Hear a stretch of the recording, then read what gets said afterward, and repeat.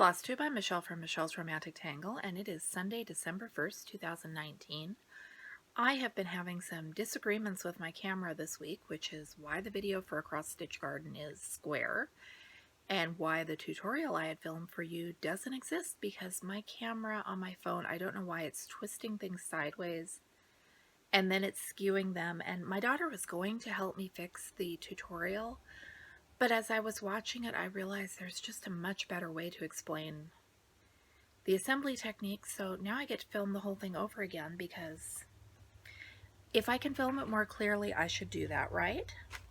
I've been stitching a lot on two projects, crocuses in the windowsill.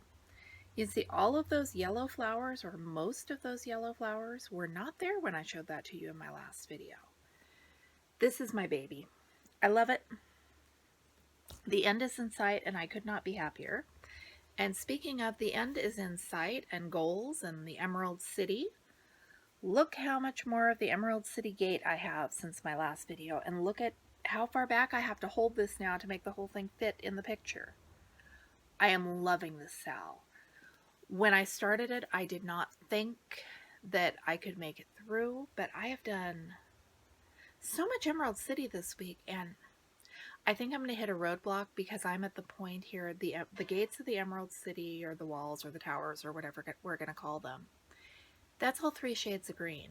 And as soon as I'm done with it, I have more people, which is going to mean more color changes, and I think that that might be a little bit of a slog to get used to, but we will see, because I want to finish this. I want so bad to finish this. And I don't know why, when I was looking at pictures of this on Instagram, this looks huge. I look at this and I go, did I stitch that?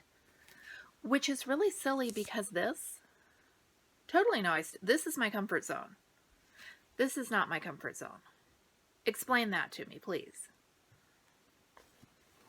The week before Thanksgiving, my mom and I took a trip over to their timeshare at the coast and spent 4.5 days, something like that. We had so much fun. No kids, no husbands. We went to antique malls. We went to thrift stores. We were going to walk on the beach, but we never made it down there. It's November on the Oregon coast. If you're not at the beach, it didn't seem quite worth the effort to get down to the beach. Their timeshare is on Depot Bay, so has a great view of the waves and the rocks, and there's no sand to walk on. And we had spent the quilt show weekend in July together and had so much fun, and we're so rushed. We talked about going to the coast and doing this, and my gosh, we can fill up time when we get going. At one of the, we went to a bunch of places. One of the antique stores, I found a thing which I now can't find to show you. Remember, I got this kit a while ago. They had this completely stitched, and oh my gosh, it is gorgeous when it is stitched up. But being the way I am, I want, if I can stitch it myself, I want to stitch it myself. I don't want somebody else's. So while we were at one of the thrift shops the next day, I found this. This is a holiday bake shop. It is not something I want to stitch, but this is, no, I thought it was the same frame as this. It's not. Oops. Audrey, I think it was, had said that I should do this one as a Halloween house, which I love that idea, but I also want to stitch it as a dollhouse. And when I got this one, I thought it was the same size frame, and that I could use the frame in this one to do a second one of that one. And then I thought, well, I could switch from 14 count to 18 count to make this house smaller, which almost might fit, but now my rooms don't line up. I'm going to do something, and this is going to be a cross-stitch Halloween house. Just don't ask me when or how or where or that stuff. I also found this vintage crewel kit, which I adore. I don't know why. Something about this subject matter just, I'm going to stitch this and I love it. and it's mine, and it was cheap, and hooray for that. We went to an amazing antique mall. We were going to the quilt shop, but the quilt shop, which should have been open, wasn't open yet. But the antique mall next door was, and we walked through, and they had so many antique quilts, and these were, it was a mix of old and new stuff, but the antique quilts were antiques, and oh my gosh, they were gorgeous. I have a video of that I haven't done the voiceover yet. It'll be hopefully within the next few days. And we did a lot of thrift shopping. The thrifting video is already up. Unfortunately, I lost footage from a few of the stores because my camera made it sideways, and it's like squishing the picture. I don't know what I'm doing wrong. My daughter had me download Shotcut, and she was trying to help me over the phone, and it was like the early 80s trying to explain to my grandmother how to play a tape on the VCR where you just push the tape in and it will start. It was that painful, and my grandma was sharp as a tack. This was like a decade at least, no, 2 decades before she opened the antique mall. But somehow she could not, the VCR and anything with TV programming or wires, she could not do. And I am hoping that I figure out this Shotcut thing, because I really want to post videos that are pointing in the right direction. We went to another antique mall, and I should have filmed video. I don't. In the first one, it was the antique quilts that made me pull out my phone and hit record. On the second one, I didn't realize until we were like halfway through that this place is like the Winchester House of antique malls. It's in an old building. I don't know what that building was. It was some kind of auto repair maybe, but it had concrete floors, and some of them kind of slanted, and I think it smelled like old oil, but that could have been the oil cans they had on display. It was an fascinating building, and we got to the back. We walk up 2 flights of stairs to the next level, walk towards the front of the building, then go down half a flight of stairs. So we're not on the level we originally came from. The architecture of the place was just a little confusing enough to be intriguing, and then it was full of awesome old stuff. I wish I would have videoed that one, but like I said, I didn't even think of it until we were halfway through, and then I didn't want to go back to the entrance and start over, and then by the time we were at the end, I was really regretting it. Our plan was that we were going to sew from Monday through Friday. We were going to stay up late, we were going to sew, we were going to get all this stuff done, and I don't know why I was in bed so early every night. If I have my choice of when to go to bed, I don't even head to bed till 2 a.m. and sometimes much later. The coast, I'm going to bed at 9 o'clock. I don't know what the deal was, but for the first few days, instead of setting up my sewing machine, I worked on crocuses on windowsill and listened to the waves, and it was amazing and wonderful. Then, second to the last day, I think we were going to set up the sewing machines and get to work, and I set mine up and plugged it all in and put my foot on my foot pedal, and nothing. Just nothing. Unplugged, replugged. Tried to check my mom's foot pedal, but even though they're the same brand, they're different cord plugs. Called my daughter to see if she could tell what kind of plug her Janome had, but she wasn't sure. And finally, my mom says I did not swear, but I was thinking bad words, and I stomped on it, and apparently swearing and stomping on it makes it work, so I did get to sew. I made my project bag, Be the Bee and Make the Honey. This was a Dollar Tree flour sack towel and some fabric I had in my stash, and an estate sale zipper. A couple of years ago, I hit a series of estate sales, and I bought something like 200 zippers for next to nothing. I am loving these dollar store flour sack towels. They're not the fuzzy dish towels. They're the smooth cotton. And I do have a video that shows how I was making these out of vintage flour sack towels. It's the same thing, but new towels, new graphics. These things are hard to find. I don't know how many Dollar Trees I went to in September, October looking for the Halloween towels. Never found a one. I have seen the Christmas towels once. I saw the Thanksgiving towels once. And I did not know these existed, except I found them while I was still, I think I was still looking for Christmas towels, or maybe Thanksgiving. I don't remember.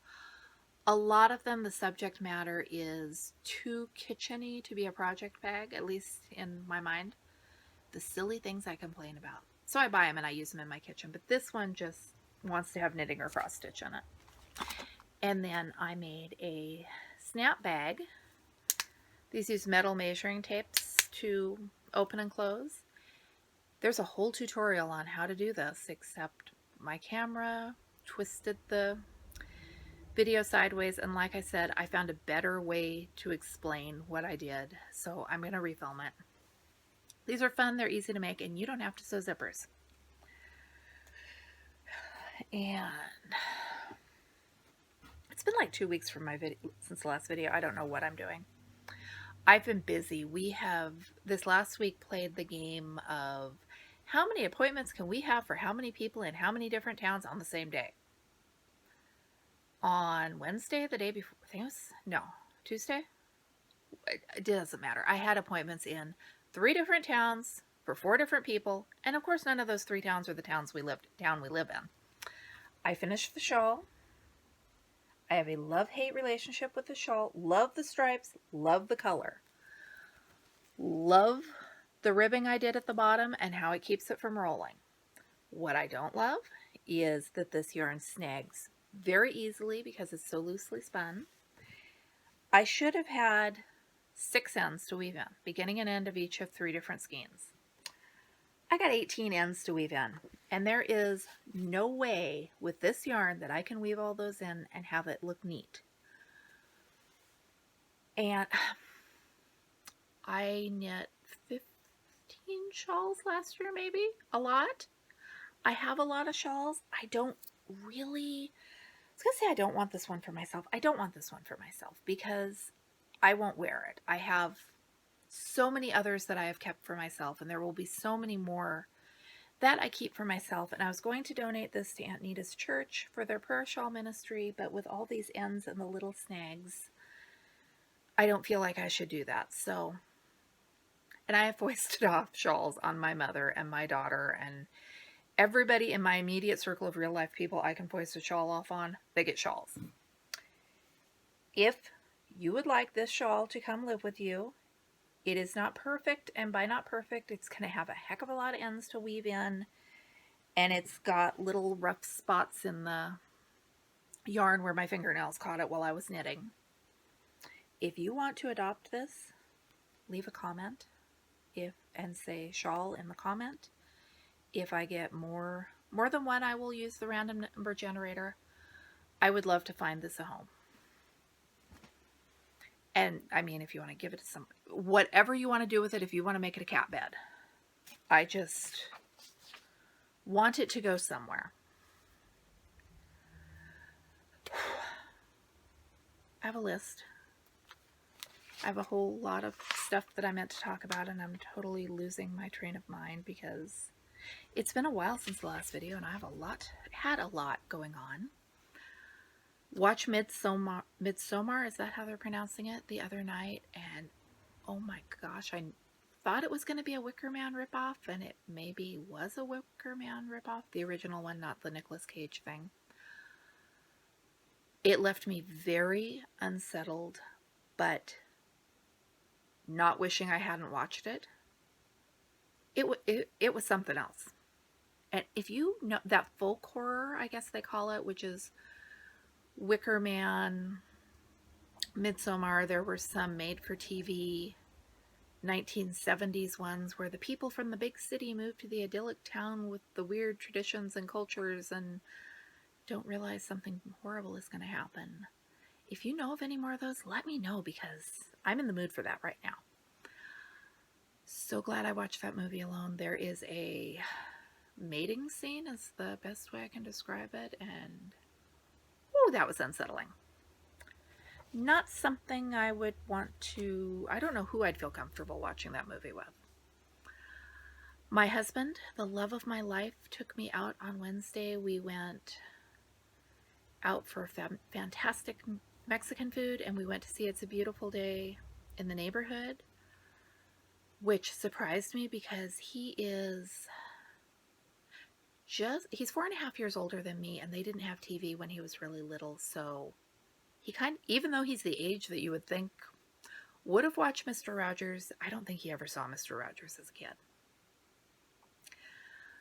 So it surprised me that I don't know if he wanted to see the movie or he took me to see the movie because he knew I wanted to see the movie. I was a little disappointed. It really felt like a bait and switch because the movie is mostly about the journalist Lloyd Vogel and his relationship with his own family, and very little about Mr. Rogers. And I guess I'm conditioned from way too many hours of early childhood, but I could never forget that I was watching Tom Hanks and not Mr. Rogers. He did a good job. He's just not Mr. Rogers.